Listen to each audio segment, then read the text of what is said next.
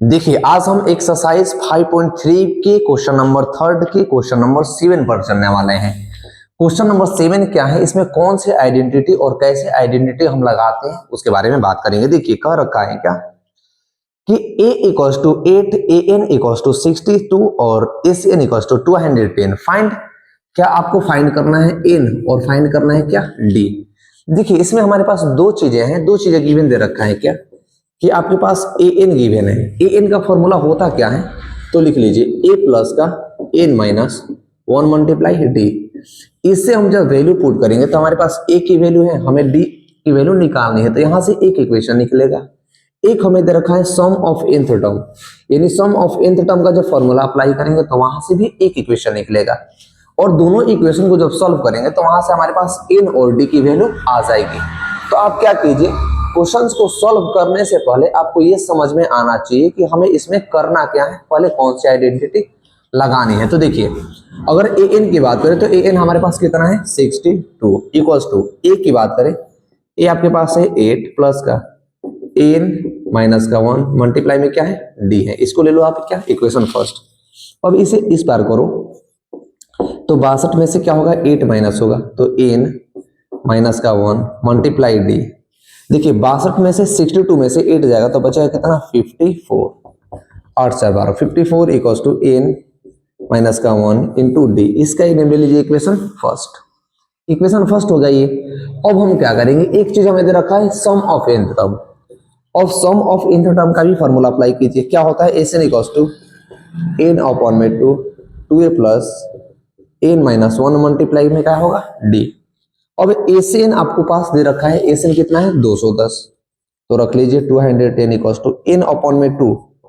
n आपके पास तो पता है ही नहीं, तो n की जगह पर n ही रहने दीजिए। अब ये 2 मल्टीप्लाई, ये क्या है a के मतलब क्या, a क्या दे रखा है आपके पास 8, तो ले लीजिए 8 प्लस का n माइनस 1 इंटू डी आपको निकाल रखा है क्या, देखो तो 54। तो क्या हम n माइनस 1 इंटू डी यानी इतने के बराबर में हम इसको रख सकते हैं, रख देंगे हम, रख दिया हमने। अब होगा क्या 2 अपॉन में 10 इक्वल्स टू n अपॉन में 2 और 8 2 जा 16 प्लस 54। अब सॉल्व कीजिए तो 210 is equals to n upon में 2, ये हो जाएगा 60, ये 70 को मल्टीप्लाई कीजिए कितने मत में जाएगा 35 टाइम में, यानी हमें निकालना है क्या n इंटू 35 इक्वल्स टू कितना है 210। हमें निकालना क्या था, n की वैल्यू निकालनी थी।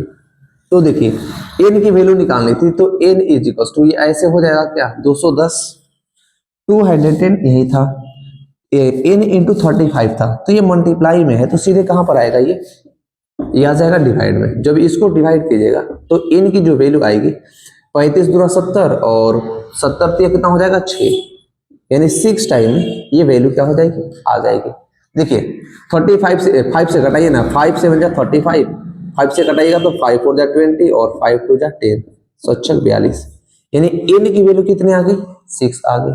जब n की वैल्यू 6 आ गई तो हमारा एक काम हो गया, हमने n की वैल्यू निकाल दी 6। अब क्या करेंगे, अब हमें निकालना है कॉमन डिफरेंस। तो कॉमन डिफरेंस के लिए इक्वेशन फर्स्ट में, इक्वेशन फर्स्ट क्या है ये वाला है, इक्वेशन फर्स्ट में n की वैल्यू पुट कर देंगे। तो यहां पर लिखिए put the value of n in equation first. Equation first में n की वैल्यू पुट करने पर अब क्या है, देखिए इक्वेशन फर्स्ट है 54 equals to n minus 1 multiply में d, तो हो जाएगा 54, n कितना आता है 6 माइनस 1 मल्टीप्लाई में d कुछ नहीं है, तो 54, 6 में से 1 जाएगा क्या बचेगा 5, तो जो कॉमन डिफरेंस होगा ये d रह जाएगा, तो 6 में से 1 जाएगा 5 और d, तो 5 मल्टीप्लाई में तो इधर आएगा तो डिवाइड में, यानी 54 अपॉन में 5,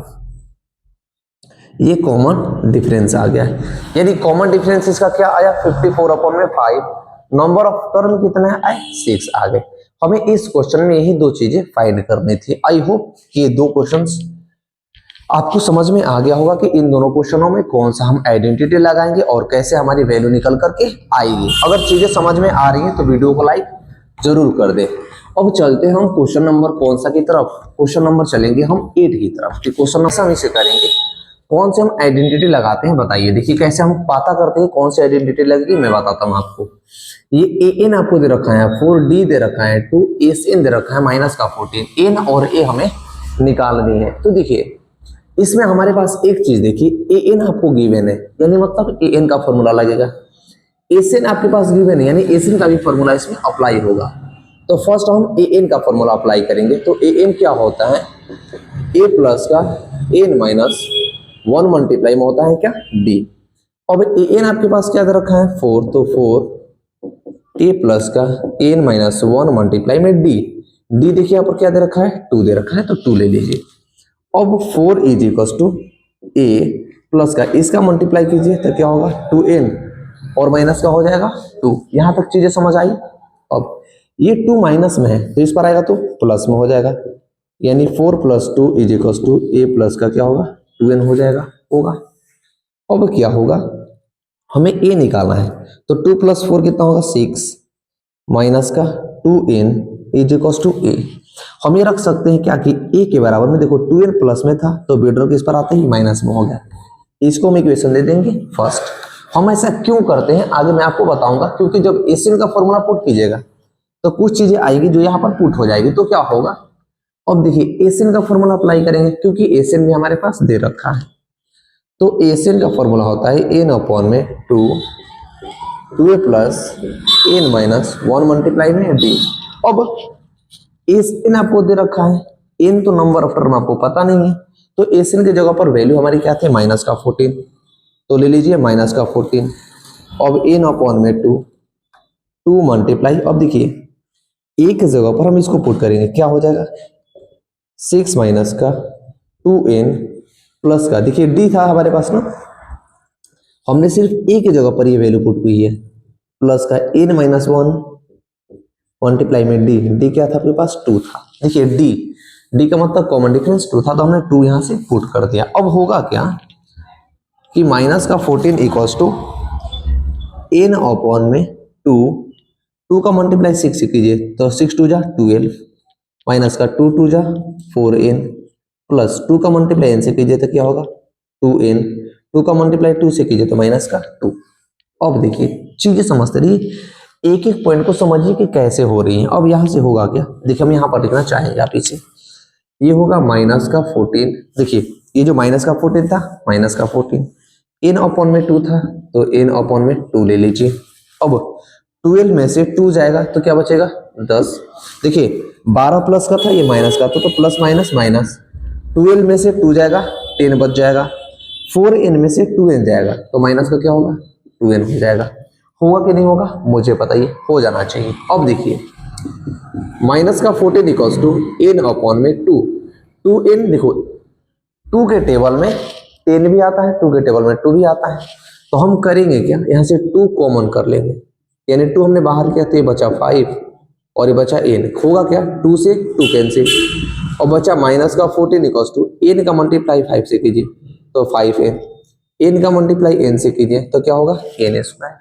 अब n स्क्वायर माइनस में है, बॉर्डर के इस बार भेज दो तो प्लस में हो जाएगा, ये प्लस में है तो ये माइनस में आ जाएगा। अब यहां हमें सॉल्व करनी है क्वाड्रेटिक, क्वाड्रेटिक सॉल्व करेंगे तो n की 2 वैल्यू आएगी, एक पॉजिटिव आएगी और एक नेगेटिव आएगी, तो n कभी नेगेटिव नहीं होता है। तो देखिए बॉर्डर के इस बार हमने भेजा तो ये होगा n स्क्वायर, ये प्लस में था ये होगा 5, अब ये माइनस में था तो इधर क्या हो जाएगा माइनस का 14 इक्वल्स टू 0। अब हम इसे क्वाड्रेटिक पर सॉल्व करेंगे, तो क्वाड्रेटिक पर सॉल्व करने के लिए इन दोनों को मल्टीप्लाई करते हैं और बीच वाले को हम स्प्लिट करते हैं। तो मुझे बताइए कि इनमें ऐसे 2 नंबर में कैसे ब्रेक करें, 14 को ऐसे 2 नंबरों में ब्रेक करके लाना है ताकि बीच का 5 आए। तो देखिए जब 14 को 2 नंबरों में ब्रेक किया जाए तो 7 इंटू 2 हो जाएगा क्या। अब इसके पहले माइनस का साइन था तो बड़ा वाला माइनस का और छोटा वाला प्लस का, n के फॉर्म में था तो n लगा दीजिए इसमें, यानी 5n के जगह पर आपको ये चीजें पुट करनी है। तो होगा क्या n स्क्वायर माइनस का 7n प्लस का 2n और माइनस का 40 equals to 0।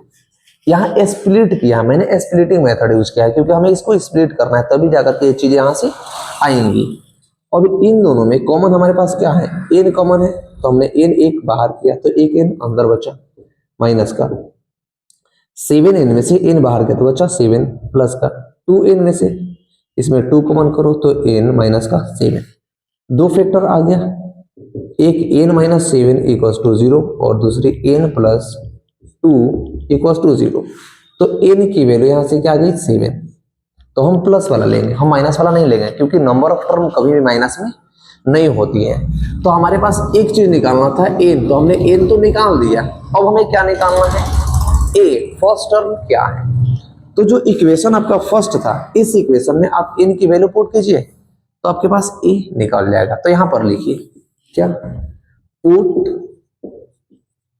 The value of n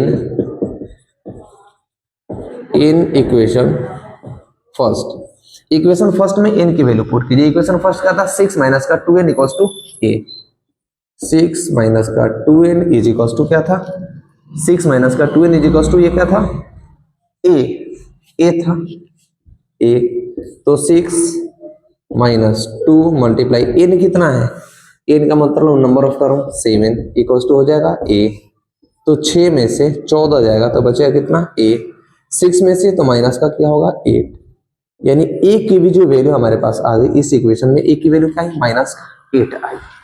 I hope कि क्वेश्चन नंबर जो है 8 आपको अच्छे से समझ में आ गया होगा। आप क्वेश्चन को नोट कर सकते हैं। तो अब हम क्वेश्चन नंबर आगे की तरफ बढ़ेंगे। देखिए क्वेश्चन नंबर 1 को आप नोट कीजिए, तो चलेंगे हम क्वेश्चन नंबर 9 की तरफ कि क्वेश्चन नंबर 9 क्या है और उसे हम कैसे सॉल्व करेंगे। देखिए क्वेश्चन नंबर 9 क्या है, आप इसे स्क्रीनशॉट ले लीजिए और आप इसे सॉल्व कीजिए। देखिए क्या है क्वेश्चन नंबर 9, बताते हैं हम आपको। क्वेश्चन नंबर 9 है क्या, मैं आपको बताता हूं क्वेश्चन नंबर 9, जब तक आप इन सारे क्वेश्चनों को सॉल्व कर लीजिए और ये कीजिए। देखिए 9 है क्वेश्चन नंबर, बहुत ही अच्छा सा सवाल है। क्वेश्चन नंबर 9 है क्या, a equals to 3, a equals to 3 दे रखा है, n इक्वल्स टू हमें दे रखा है 8 और क्या दे रखा है s 192, हमें फाइंड करना है d, फाइंड करना है क्या, हमें d फाइंड करना है। देखिए d कैसे फाइंड होगा, क्या चीजें दिख रही है, एक चीज आपको दिख रही है क्या कि s का मतलब सम ऑफ nth टर्म, n भी हमें दे रखा है 8, तो एस एन की वैल्यू ये दे रखी है, हमारे पास ए की वैल्यू ये है, हमें निकालना है डी। बेहद ही सवाल सिंपल सा है, तो हम लगाएंगे एस एन का फॉर्मूला। कौन सा फॉर्मूला, एस एन का फॉर्मूला, क्योंकि यहाँ पर एस एन हमें दे रखा है। एस एन का फॉर्मूला होता है एन अपॉन में 2 a प्लस का n माइनस 1 इंटू डी। बताइए यहाँ तक चीज आपको समझ में आ रही है कि नहीं आ रही, कमेंट जरूर कर देना आप। देखिए अब एस एन कितना दे रखा है 92, यानी 192, n की बात करें तो n कितना है 8 है, तो n की जगह पर 8 अपॉन में 2 मल्टीप्लाई a क्या है, a का मतलब 3 प्लस n कितना है 8 माइनस का 1 मल्टीप्लाई d, हो गया। इसको डिवाइड कीजिए, 4 टाइम में गया। अब ये 192 इक्वल्स टू 4 मल्टीप्लाई में है तो इधर आकर के डिवाइड में जाएगा, इक्वल्स टू 3 2 जा 3 मल्टीप्लाई 2 6 प्लस का 8 में से 1 जाएगा 7 और मल्टीप्लाई हो जाएगा क्या डी होगा। अब देखिए 4 से कटाइए, 4 4 जा 60 और 4 8 जा 32, यानी 48 इज इक्वल्स टू 6 प्लस का 7 डी। 6 जो है प्लस में है तो बॉर्डर के इस पर भेज दो तो माइनस में होगा, यानी 48 में से 6 जाएगा इक्वल्स टू 7 डी आएगा। 48 में से 6 जाएगा, बचेगा कितना 42 इक्वल्स टू 7 डी।